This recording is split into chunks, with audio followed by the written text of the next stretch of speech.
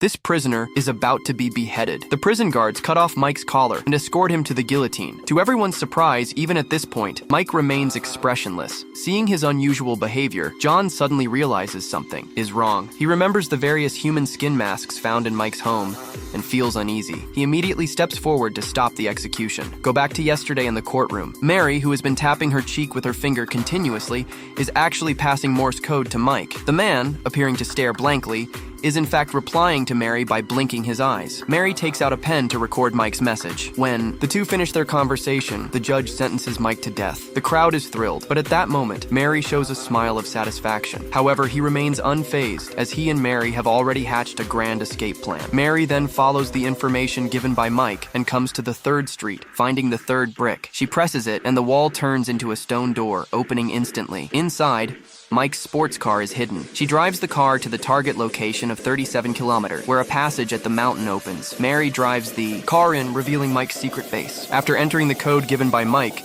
she finds the safe filled with money and several bottles of mysterious liquid. She takes the red and yellow potions and follows the plan. Mary then goes to the city hall, dressed in a fancy dress, to meet the Minister of Justice, who has been in love with her for a long time. The minister, like a lovesick puppy, is easily swayed by Mary's charms. She whispers in his ear, and he agrees to meet all her demands. Mary picks up the newspaper on the table, reading the headline about Mike's execution. She expresses her desire to see what the devil really looks like. The minister, shocked, initially refuses but eventually agrees, insisting on accompanying her. That night, the two go to the prison, and John successfully convinces the warden to let them see Mike under the pretext of interrogation. The three of them enter the interrogation room. 30 minutes later, John walks out coldly, stating that Mike was unresponsive and he couldn't get anything out of him. The warden sighs, noting that Mike has always been like this since entering the prison, constantly keeping a straight face and not saying a word. When the door is closed, Mary injects the minister with a potion, causing him to fall unconscious. She then uses a hairpin to gently pry open Mike's handcuffs. While the minister is unconscious, Mary takes out the mask she had prepared and swaps the minister's face with Mike's. She then leads Mike out of the interrogation room. Mike takes the chance to sneak into the minister's office, searching for the embezzled money. Just as he is about to leave, the minister's secretary receives an urgent call from the inspector, who tells her that the minister has been replaced by Mike and asks her to detain him. However, the secretary mistakes the call for a scam and hangs up angrily. Mike, who overheard their call, runs away, passing the policeman who was coming to arrest him. He quickly goes outside the building, gets into Mary's car, and successfully escapes.